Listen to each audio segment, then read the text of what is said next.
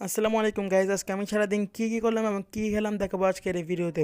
চলো আর দেরি না করে শুরু করা যাক আজকের এই ভিডিও। সর্বপ্রথম আমাকে হাতে একটা ব্যাগ ধরে দিয়ে বললো এটা আন্টির পাশে দিয়ে আসতে।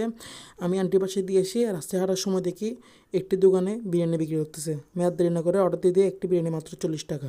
তারা এত কম দামে কীভাবে 40 টাকা বিরিয়ানি দিচ্ছে? আমি এটা খাওয়া পড়বো, যেটা কন্টিনিউ একদম ভালো না।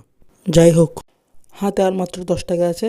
রাস্তা দিয়ে হাঁটার সময় দেখি এক চাচা পেয়ারা মাখা বিক্রি করতেছে। আমি ওইখান থেকে 10 টাকায় পেয়ারা মাখা নিই এবং খাওয়া শুরু করে দিই তাড়াতাড়ি।